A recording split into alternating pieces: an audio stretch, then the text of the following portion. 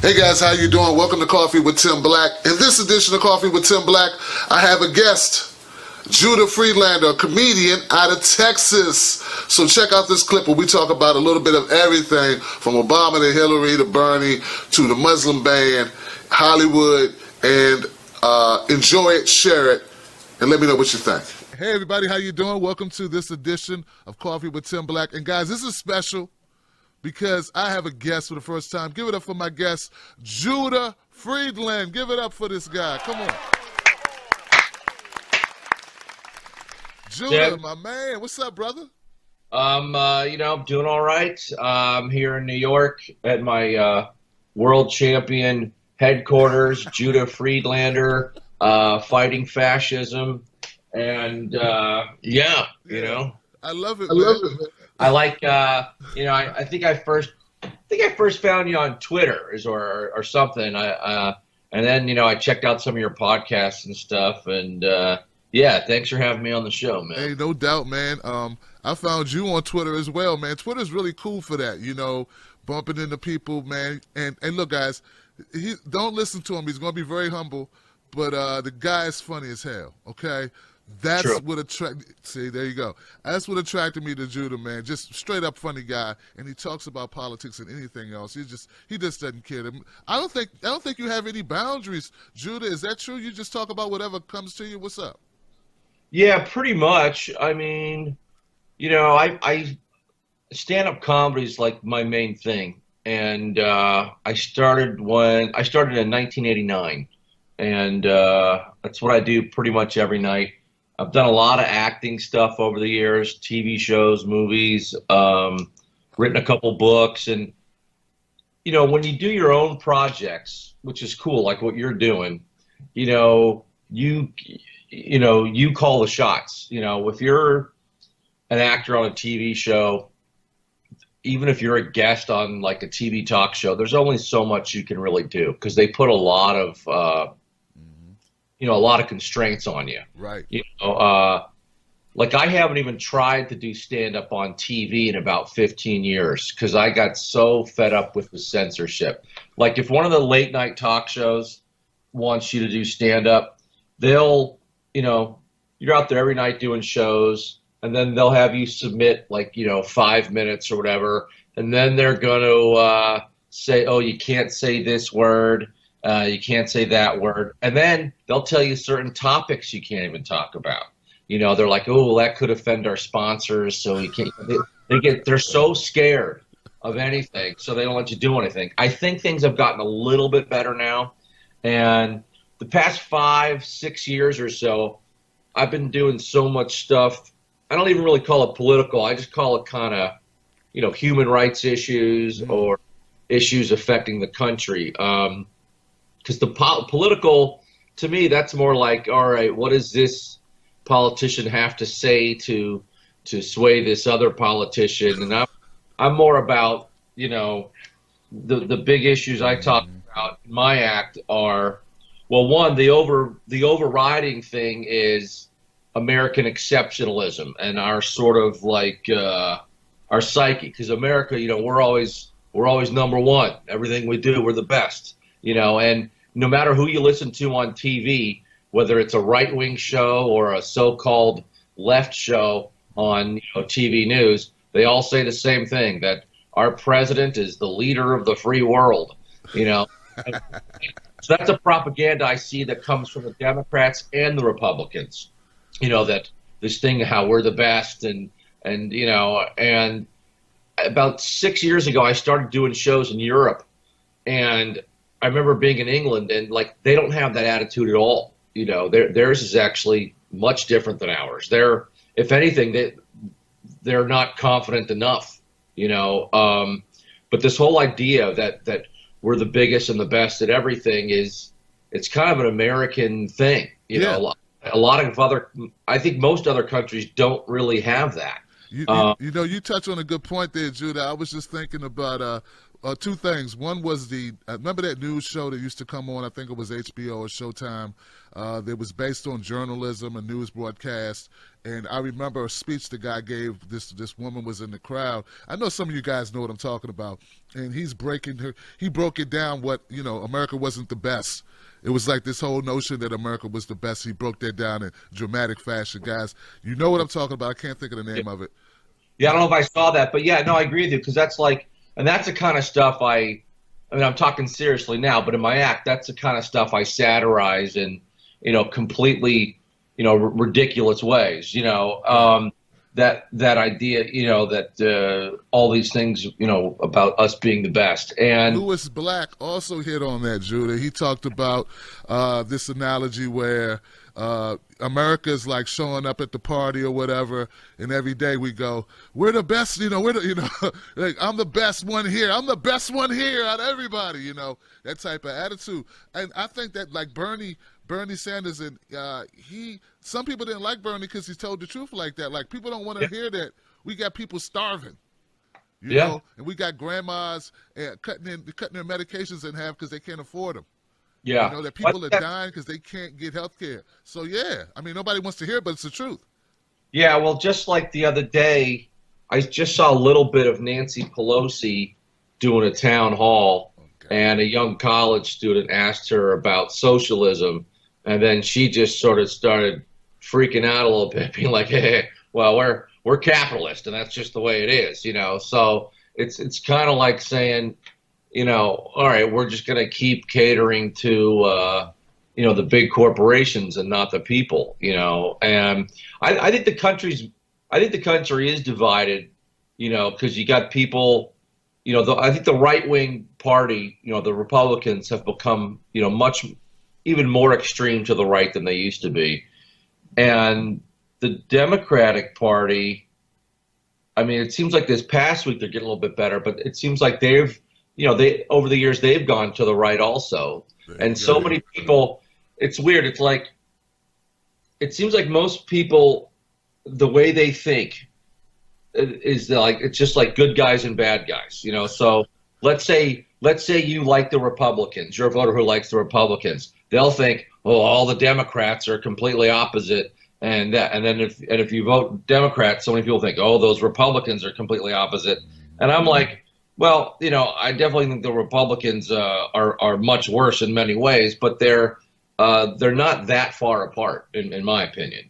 They're both, they're not really for the people. The fact that there's been all these campaigns the past couple of weeks on Twitter and stuff to, for people to say, call your Democratic senator and congressperson, tell them to vote no on this Trump appointee. It's like, you shouldn't even have to call them to let them know not to approve Sessions.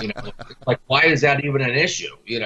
Like, if there's a Democrat person and they're contemplating whether to vote for Jeff Sessions or Betsy DeVos, it's like they should be run out of office. So. And they voted in. They vote him in anyway. The same thing with Betsy DeVos. They're gonna. I mean, I know Pence is gonna have the deciding vote. But hold on a second. I think all Democrats are against Betsy, so that they did stand up on that one. Yeah, but that was only after that first week where there, so many of them were voting. I mean, I think Elizabeth Warren even voted for Ben Carson. And Tim Kaine, I think, voted for 4 out of 5. Trump appointees the first week. So they weren't.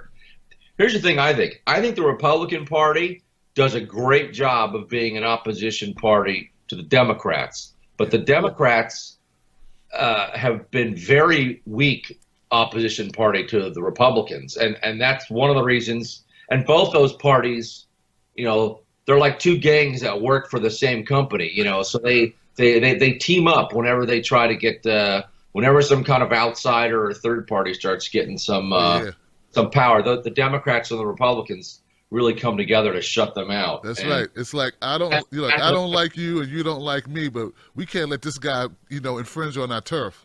You know what I'm saying? We gotta form Voltron to fight against this guy right here. That's what we gotta do.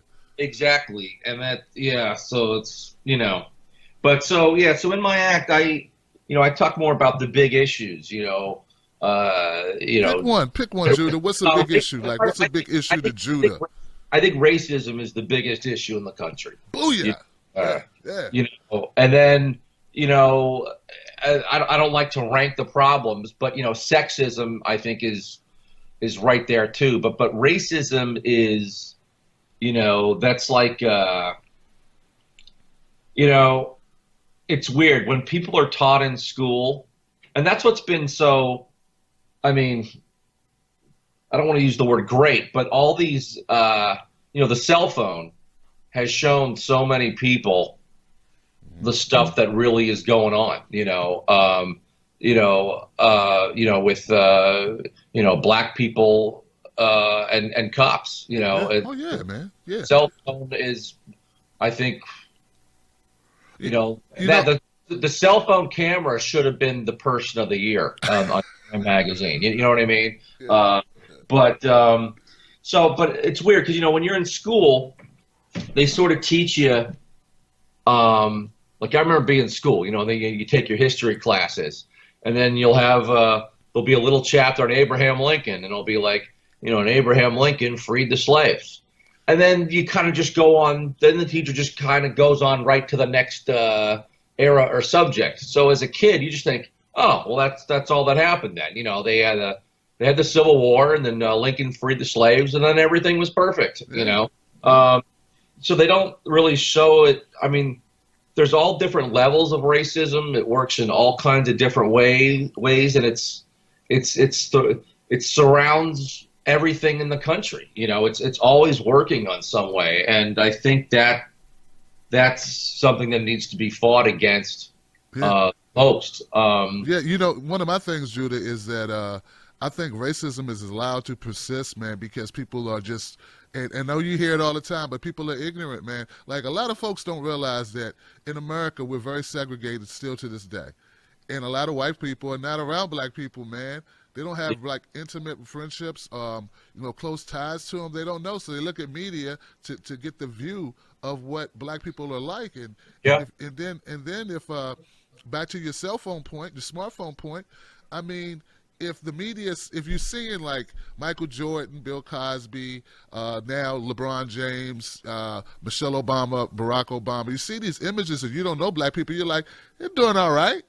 You know, Chris Rock's got a show, you know, he's got money. I mean, you know, and so the smartphone gives people an opportunity to see what they can't see. So I try to bring people together, Judah, because I realize that people are going based on assumptions, and they're going based on, you know, not reality a lot of times, you know, and I think that's part of what the internet's so great, man, because I reach people all over the globe, dude, and I mean all over the globe, and I'm talking to people in West Virginia, you know, South Carolina, North Carolina, Georgia, Alabama, whatever, you know, and they write me and they say, man, you really opened my eyes. I didn't even know black guys thought like you. I'm like, you know, because they don't let us on TV. Right.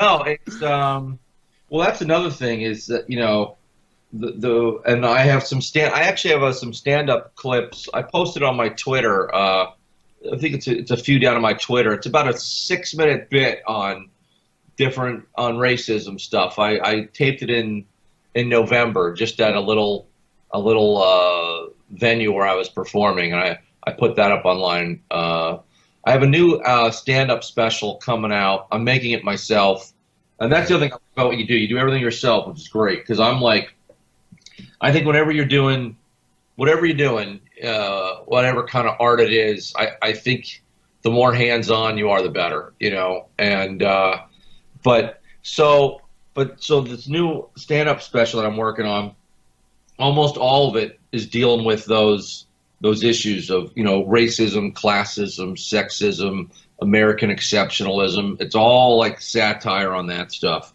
So I'm editing that right now. That should be out in a couple months. And going back to the race issue you were talking about, you know, because I remember also being in school in history, there'll be a section on the civil rights movement, you know, in the 60s. And so they basically, again, the way it's sort of taught is like, okay, there are these problems, and they kind of teach them how the problems were only in the South. Like there was like racism didn't exist anywhere else in the country except the South, where the Jim Crow laws were. And that's just not the way it is. It's, racism, unfortunately, is thriving throughout every state in the country, and sure, some places might be worse than others, but a lot of them are not in southern states. They're in northern states where I think racism is even worse. It's funny, man. I saw Bill Maher. He had Tommy Loren. Are you familiar with Tommy Loren from Facebook and The Blaze? No, I saw part of that show. Well, I don't know if you caught this. There's one part where Bill Maher turns to her and he says, "Do you think Donald Trump could have been president if he was a black man?" Yeah. And she's like flippantly, you saw it. She's like flippantly Yeah. like, yeah, I don't see a difference, And he's like, you mean a guy who's been married 3 times with 3 sets of kids, who's talking about grabbing women in a vajayjay, the coin purse, like that guy, And she's like, yeah. And to me, it was perfect because I went on her show about a couple weeks ago, and she was trying to be nice Tommy, like not be offensive Tommy to me. I think she knew I would come for her, and right.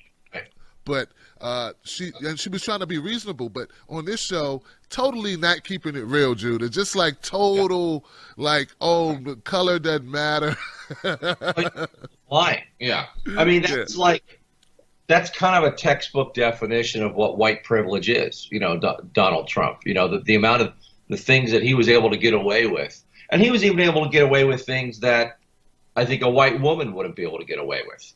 Hold up. That's a good point, Judah. You said the way you define white privilege, I agree with, because I don't like when people get the idea that white privilege is about money. It's not about money, at least not the way I look at it, and that's why I don't like the term, because it gets misused so often. White privilege is just not having to worry about certain stuff. Yeah, it's even like let's take Hollywood for example. Hollywood. I think our government and Hollywood are way behind where the people in the country are. This country is much more diverse than what you see on the TV screen or the movie screen. I think black people in this country are much, much better represented in movies and TV shows than they used to be. There's a lot of hit TV shows with a mostly black cast, and same with movies. Yeah. But if you start looking at like Latinos, if you start looking at Arabs, Asian people, you start looking to see them on TV or movies, there's hardly anything. Yeah, so but the thing is, Judah, like those roles that black folks play on most shows, and don't get me wrong, there's probably a lot more than I pay attention to, but some of them just not real at all, man. It's like the top 1%, at least HBO can put on Shameless. White guys could play as Shameless. You know what I'm saying? And that at least gives because you had your Roseannes. I think we need diversity that's real, not just for blacks, for whites too, for everybody. Like real depiction, not just fake stuff. Yeah, I agree 100%. I mean, it's still not nearly where it should be. I mean, for example, here's one way Hollywood brings so-called diversity into things. If you're ever watching a movie and there's a little scene where someone has to talk to a judge or a doctor or like a school teacher, and that person has like 5 lines or less, almost like 99%, that 5-line character, who's either like a judge or I think that's my phone, I'll just ignore that. We gotta do what we gotta do. Business is business. Yeah, sorry about that. No problem, brother. No problem. Ring her off. But so I was saying is, let's say there's a scene in a movie and there's a small little scene where there's a judge or there's a nurse or a doctor. Guaranteed that role will either be someone who is black or someone who is Asian. That's how so Hollywood won't cast your lead as a black guy or an Asian person, but they'll give that little 5-line part to them.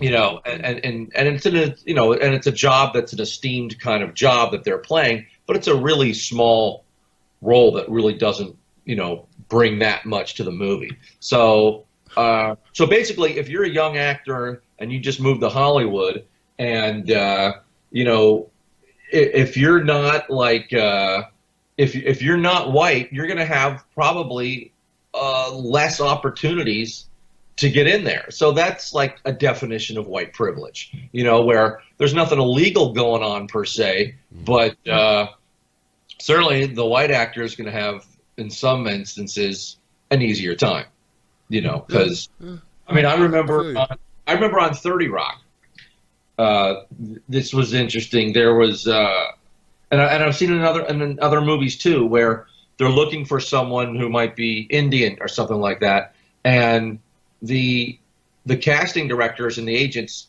they go through their Rolodex, they don't even have anyone, so they have to do like an open casting call, you know, because they're literally not even. That's the thing. It's systematic, you know, just like when people talk about racism being systematic. Even in Hollywood, it's throughout the whole system. You know, it's very hard to get an agent. It's very hard to get a manager, and so if Hollywood is only showing movies that don't have, you know, Asian people, Arab people, Black people, Latino people in lead roles, then that it all filters down. Because now your agents, they're just trying to make money. They don't care about art or anything. So they're just going to look for actors who fit the types of roles that Hollywood is putting out there. So then when a role does come around where they're looking for someone who's not white, they're not even prepared for it, you know. So it's a big problem. It has to be fought all the time. If people don't fight for it, it's also you know. when you talk about Hollywood, I think about all the people that I've met who are you know, have some type of celebrity behind them who like my show, right? Judah, you're one of the few people that like my show who has worked in Hollywood that's got the guts to come on the show. Like people you know, and I know it, I'm not going to name them, we keep it cool. You're like, Tim, I just can't come on, man, because you get into politics, and, you know, I kind of work here. You know, like I kind of, you know what I'm saying? So, I mean, so it's tough, man. Like there's it's like the mafia. I don't know, man. It seems like the mafia. You know, don't talk about it. You know, like a Fight Club. You know. Yeah. Well, I've always been like an outsider, and I don't know. I've always just felt like, you know, people got to stick up for people. One of the things that I do a lot of different things. Like I said, stand up is my main thing, and I got a new album coming out soon, and stand up, you know, special. But I might make it a 90-minute, so it's more like a stand up, like you know, just like concert film or documentary. All right. I've been doing this art project on Instagram for about the past 6 months, and the whole point of it is to try to get people sticking up for human rights that don't affect them directly necessarily. Like it's one thing, and that's the other thing where that I've also found, and it'll be interesting to see how the country goes. Like it's pretty easy to be. It doesn't take a lot of necessarily like courage or whatever to say you're anti-Trump or you hate Trump. You know? But saying you're pro Black Lives Matter, that's like a bigger jump, you know what I mean, for someone to make, for someone who's not black, you know? Right. Because it's interesting to say, oh, I don't like Trump, you know, he's a jerk, he hates all these people. But then to actually go to a Black Lives Matter rally and before that, that's like a bigger jump. So I started doing this project. It's on Instagram. It's called Activist Barbie. And the whole point of this project is to try to get people interested in human rights issues and activism in a funny way, but also to try to get them to like be like, you know, don't just stick up for issues that affect you directly. Stick up for issues that affect everyone. So I started this project. It's Activist Barbie. And you can see her. She's wearing a Colin Kaepernick shirt. Wow. Dope. So basically, I picked like one of the whitest like icons in America. Yeah. And I've been taking her to different rallies and stuff. Right. So because I think the Kaepernick thing, what he was doing was one of the biggest. I thought it was huge. Because there were high school football teams who started taking a knee during the anthem in high school games, and high school kids in general often are not very politically active or thinking about human rights, especially guys who are on the football team or are into sports. So to get them like thinking about human rights issues, I think is amazing. Yeah, and, hell yeah, man. Colin Kaepernick, man, I always bring this up because I think it needs to be said. Like, some people you would think who would support him didn't support him. I know Snoop Dogg went out when he came out and he said Colin Kaepernick should get out the NFL. Yeah. And still to this day, like, there are people who are pissed at me because I said, well, Snoop Dogg saying that people shouldn't meet with Trump because they're black, even though white guys get to meet with him and talk about their issues, and Latinos get to meet with him. That doesn't make much sense to me. You don't have to like a guy to talk to a guy about some stuff you want done. And right. and people just totally miss the point where, you would think that a guy like Snoop Dogg, who has benefited so much from, I would say any black person has benefited from civil rights. Yeah. Come on, man. So, and where he is in life, for him to say, Colin Kaepernick, he needs to get off the NFL, he needs to get out the NFL. If you can't stand for the flag, to me, it was just appeasing people. And look, I understand how Hollywood works. I get it. Maybe you don't want to come out and be like, you don't want people to call you the angry black guy or whatever, but you can just be quiet. Like, there's an option. Like, you can support it like Judah's doing. You can support like Judah, or you can shut up. Some people just choose not to say anything. At least then you're not detracting. But he'll make a video and come out and be bashing. Yeah. What do you think about the Muslim ban? What do you think about the travel ban? They call it the Muslim ban. It's called a travel ban. What's your thoughts? Well, I think it's a Muslim ban. I think these guys, this new regime in office, these guys are extremists and racists and paranoid, and I don't know all their plans, but I think these are guys who want world domination, and they want to keep things. I think they're, you got some white supremacists in the office there. So, yeah, I think it is a Muslim ban. And I think it's also a racial ban. If you go back to, like, the Hitler days, when they were, different people, Jews and other people, it wasn't just a religious ban. That was a racial It wasn't just, they weren't just, killing Jews for, religious reasons. It was racial reasons too, So I think there's likely that stuff's involved also. Do you think? And look, I'm not even going to argue if Trump's a racist because people think what they think. I don't know if he is or not. But if he is, let's assume he is. Do you think it's the first time we've had a racist in the White House? Yeah, well, no, not at all. I think we've probably. I think just about all the presidents have probably been racist, at least on some level. That's the other thing. It's like, yeah, I do think he's a racist, and I think he's more extreme than other people who have racist. I think there's all different levels of racism. I think his is quite high, but it's I don't think if someone's racist, I don't think it's not a very it's not like it's a rare quality to have. I think it's something that just many people have. And so, yeah, I definitely think Trump is racist. In the, the whole birther movement to me, that's like textbook racism. I remember I was doing some shows down in Atlanta a couple years ago, and they have this new civil rights museum. It's great. It's really, really cool. And they have pamphlets. I think they were from the 50s that the KKK was handing out, and this was right around the time when the government was trying to integrate the schools because the schools had been segregated, and the KKK had passed out these flyers, and their big fear was, and this is what they were talking about in the flyers, was if you start letting black students in, then they're going to start letting black teachers in, and those black teachers are going to teach your white children African ways. So when Trump is talking about, Obama's from Africa, that same kind of mentality and ideology is behind that. It's like, well, if he's from Africa, that means and then that they were saying how, Barack was really a Muslim and all this stuff. Well, that means he's not going to be teaching you.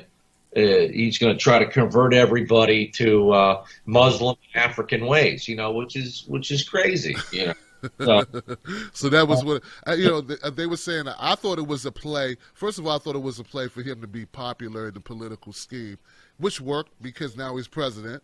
Yeah. I don't believe for a second that he actually believed it.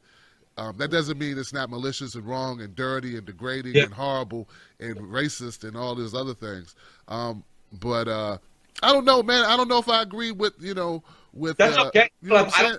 I just think that yeah. Well, here's the thing, man. I didn't see a whole lot of positivity come out of the Obama administration, which is kind of against what I'm supposed to think because he's a black guy. I'm supposed to go, yo, man, that black guy, man, that's my brother. He did this, he did that. But I've learned, man, over the course, I've been around for a while, over 40 years, dude, and I could, sometimes I identify with white guys more. It depends on where they come from and what's in their head. Sure. I look at it like this, Judah. If I go to a new job, man, and there's a black guy and there's a white guy, the black guy gets 1 point, right? Because we look the same. Maybe we had the same color. Maybe we had the same experiences. But once we start to talk, it will determine because it flips quickly. Like this guy grew up in an upper class household. He's got both his parents. He's got a trust fund, or he knows exactly what he's doing. Like his parents got him the job. And this white guy over here has grew up like me in a blue collar household, right? Worked for everything he got. Rough around the edges. This guy knows what it's like to miss a meal. Right? Can't just call his mama when he needs something. And all of a sudden, the black guy who had 1 point now has negative 2 points, and the white guy has 1 point. And that's just how I look at life. And I think more people need to open their heads. What do you think? Yeah. I agree with you, and I think that's why there's so many factors that go into things, and class is a big one, and classism is a big one, because I know people who voted against Trump, who voted for Obama twice. So politically, I'm more in line with them, but on a personal level, I may not like that person at all. They might be pretentious. They might look down on somebody. If they're a professional wrestling fan, they'll look at them like they're trash or an idiot, so so you got classism going on there. And, so that's an interesting discussion where it's like, there's bigotry works in many different ways. And so, someone might be, they might hate Trump, but yet they'll also hate some white person just because, they like eating at McDonald's or something, and they haven't been to some fancy place. Actually, that's a good reason, though. No, I'm just kidding.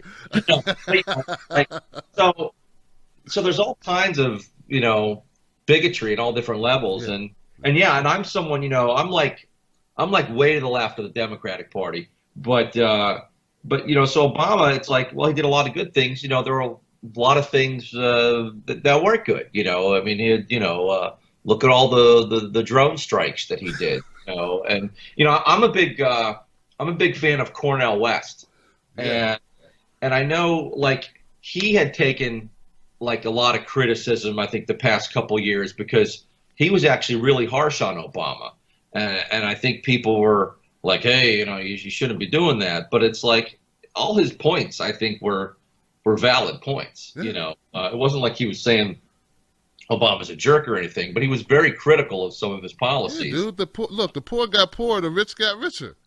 In the story. Take all the race out of it. Yeah. More rich people benefited under Obama, period. I mean, what else is there to talk about? I mean, we can make it about all this other stuff, Yep. like the Dab and Swag and Beyonce and Jay-Z and all this other stuff. Galifianakis going on between two ferns. We can make it about all that if you want to. Yeah. But at the end of the day, man, people that voted for Obama voted for Trump, a lot of them. And there is a reason. It's not just because Hillary's black. Right. She ain't. I heard that a lot too, Judah. Did you hear that crap? Like, what? people were so pissed off that Obama was black, they voted against a white woman. Like, they tied that together somehow. I don't get it. Wait, you mean Trump voters, you mean? No, yeah, that the Trump voters were so upset that they had sat through 2 terms of Obama, a black man, that now they voted against Hillary because she's black. Yeah. Like, they somehow made that make sense. I don't know how. Well, I think there are definitely some people, not for everybody, but I think there's definitely some people who voted, that even though Hillary's white, the people who are like, legit racist and like racist activists, and that's and racism is the main thing that fuels them every day of their lives all day. There are people like that. I think for those people, I mean, I think it was about that, where their worst nightmare happened. A black guy got into the White House, and now it's 8 years later, and now the black guy is telling you to vote for a white lady. And so I think you had this amazing intersection of racism and. But she lost to him, right? I know. Well, I think here's one of the. I think Hillary did so many bad things in the campaign. I mean, I think she just. Well, first of all, she's not. Trump spoke better to the working class person than Hillary did. That says a lot, and that's hard to do. I mean, you have like a guy who's been the spoiled rich jerk for his whole life, somehow spoke better to the working class people than Hillary did. So I mean, she just blew it there. Yeah, she's a public servant. And I remember one point in her campaign, this was sort of late in the election, she was ripping on Trump's campaign slogan of "Make America Great Again." And then she goes, "What's he talking about? America already is great." And then, and that's where I think she lost so many progressive people, because the progressive people are like, no, it's not. We still have, basically like 7 wars going on. We're dropping bombs in all these countries. We don't have health care. There's no parental leave. College kids are in debt. If they go to college, it's just insane. So there's so many things, and then in certain areas of the country, the economy stinks. And so it's like, what's she talking about? She just, and that goes back to what we were talking about earlier about that American exceptionalism. It's like, people always talk about how, we're just great, and if you start saying we're not great, then something's wrong or something. But yes, I don't know what's going to happen now, but, I'm glad there's more and more people who are getting active, because one thing I've always said is democracy is not voting once every 4 years. Democracy is, it's a constant ongoing thing. And so I'm trying to get better. Like I told Lee Camp, man, I'm trying to get better with people who weren't active before Trump. You know what I'm saying? Because because. It pisses me off. I'm like, where were you? Like, where were you, 6 months ago, 6 weeks ago, when the primary was getting ripped off? Or where were you when Obama got rid of habeas corpus and people can just go lock you up and not even have to try you, man? Due process is gone now under Obama, and he just handed that crap to Trump. But I get it, man. Like I said to Lee, I said, Trump is the great uniter. I saw you say that. Everybody came out, bro. Yeah, you know what? And I also I made a similar statement, but from a different angle about Obama. Is that like Obama, I think, actually united the Republican Party better than any Republican candidate had, because they hated him so much that extreme right just got more and more emboldened, and so it's like I've done some jokes about that with like, first of all, I thought Trump was going to win. I thought he had a very good chance of winning, and I travel all over, and when you see like when you go out in the suburbs and the smaller towns and rural areas, it's just Trump signs everywhere. And the Democrats, I think the people who are in this past election, the people who are running it were just completely out of touch with people. I think the election should have been Bernie versus Trump. I think those two people do represent the country fairly well, of the candidates that we had. I think, and I think Hillary did too. I think Hillary represents a lot of people who think they're progressive but really aren't progressive. You're right. Good point. Good point. Who think they're progressive, and that's a lot of the country. People who think everything's just going great, but and they don't realize other people are like in Manhattan. I can't tell you how many people are just clueless as to what's going on in the rest of the country. They're like, how can Trump win? I don't know any Trump voters. And I'm like, I know a lot of Trump voters, and I know them personally, and then I know them from people I do at shows and stuff like that. It's not a rare thing, And then, like, I remember this is last May. It was May 2016, and I was doing a show at Wesleyan University, which is in Connecticut.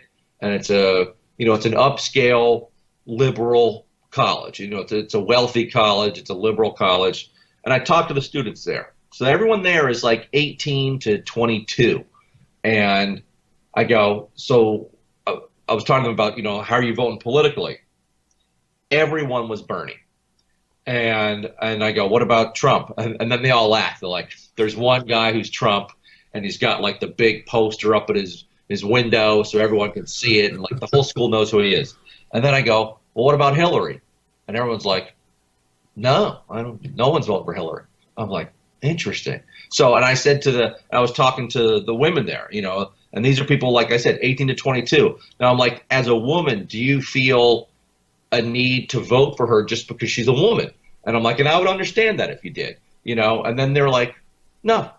They had zero interest in her. They just, what she was saying just didn't speak to them at all. So what the I'm with her didn't motivate them. It didn't make them feel all gooey inside. The I'm with her, like that. They were having none of it. And I noticed like women who were older, like 30s and 40s, many of them, like in Manhattan and stuff, were all with the, many of them were with the I'm with her and stuff like that. Right. And they didn't like Bernie at all. And but I found it interesting that the younger women had none of that. They didn't have that need to vote for her just because she was a woman. But I think they also were more educated on the issues. I think, a lot, because I remember on the news, they were doing some polls, and they were saying that the Bernie voters were the most educated voters. And by educated, I think they just mean politically, not like how much school education have you had, but how much do you actually know about all the candidates and stuff. And they said that the Bernie voters were the most educated voters. And in some ways, I actually think the Hillary voters were the most lowly educated voters. I think a lot of Trump voters, some of them were not well educated politically, but I think a lot were. I completely disagree with them on their worldview on things. But some of the Trump voters, man, because like you, man, you travel the country. I travel it virtually. That gives us a different perspective than most people. Yeah. I tell you that they may not be educated politically, but they are educated that the money's not good. Like like the jobs suck, or okay, I've got 3 jobs now to make up for the one good job I lost. Yeah. And that's what's supposed to be good. Nah, that's not good. And so you got Hillary saying, we're going to continue what Obama did. And they're like, oh, no, you're not. Yeah, because they're get out of here. And they would have said that to a guy too. I think they would have, I don't think it mattered who it was. I mean, I know some, like I tell folks, Jude, I say, man, I know some racist people. I met them. I met some sexists. But you know what? If a sexist saw a woman drop $100, they pick it up and put it in their pocket. Yeah.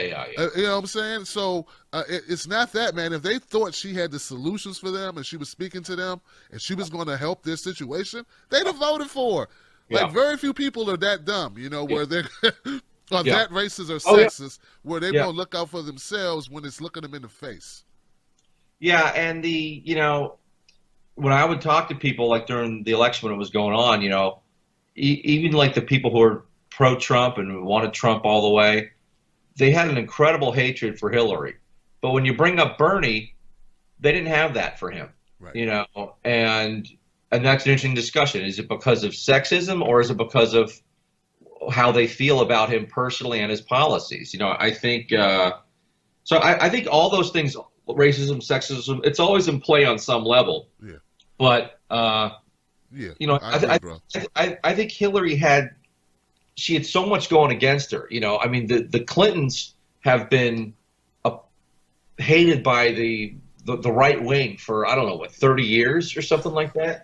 And so it's like they basically picked the DNC picked the candidate that emboldened the Republican base the most. It's like you pick the one person who makes them the most excited to vote against that person, and that was Hillary. Like Bernie, even if like ideologically someone doesn't disagree with them, even Republicans, none of them really hate Bernie. You know what I mean? And I think he would have probably gotten a lot of their votes, because he spoke to people on a real level. And I feel you, man. I think Trump did too. I think he was mostly a con artist, but he pitched them well, and but she never really pitched people well,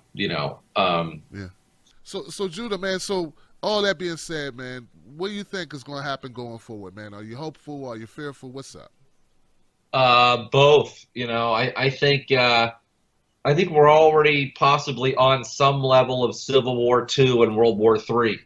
And it's because so much, in Europe, there's so much, the right wing, racist stuff going on there too. So it's a big thing that's happening. And, I think people gotta fight. People, you can't rely on the Democratic Party to save you. You can't look at people gotta save themselves and use their voice. I think if people want to get rid of Trump, I think you'd have to have, 10, 15 million people marching onto the White House, and taking it over, but I don't think that's going to happen. And I don't even know if that would work, but I'm saying it's basically that's a metaphor for that. People have got to get more involved. Everyone's got to. You can't expect other people to do stuff for you. You got to, you got to get active, so that, the voice of the people and the majority of the people are heard. Just like the last election, so many people didn't even vote. When that happens, then this kind of stuff happens. What you get. That's what you get. I appreciate you so much for joining us, Judah. Please tell everybody where they can find your stuff, where to check you out. So yeah, cool. So on Instagram, I usually post some bits of some stand-up clips. I'm Judah World Champ on Instagram, JUDAH World Champ. Monday, February 13th, New York City. I'm headlining the Comedy Sellers Village Underground. I'll be doing about a 60 to 90-minute show. Boston, in the Allston section of Boston, I'm doing 2 shows, February 24th and 25th. Again, I'll be doing about an hour to hour and a half long show at this rock club called Great Scott. My website, judahfriedlander.com. But for the more updated stuff, Twitter and Instagram, Judah World Champ. And my YouTube page is Judah Champ, J-U-D-A-H Champ. And I have a fair amount of stand-up clips on there, as well as my website also. And my new stand-up album is coming out real soon. And then, I got some other TV stuff going on, but the stand-up album's the main thing, and it'll be a stand-up special, video special also. Wow, Yeah. man. Definitely let me know what time when you put that out, brother, and we'll get our retweet on for you, man, on social media. We'll work together, brother. I appreciate you. And I appreciate you. Keep doing your thing, man. Awesome. That's it, man. Stay strong, stand tall, man. That's it, guys. Thank you for joining me for this edition of Coffee Time with Tim Black. My man, Judah Friedlander. Check him out. You know where to go now. Stay up, and remember, like I always say, don't you let nobody take your cornbread. We're out. Coffee with Tim Black. Yes, I am coffee.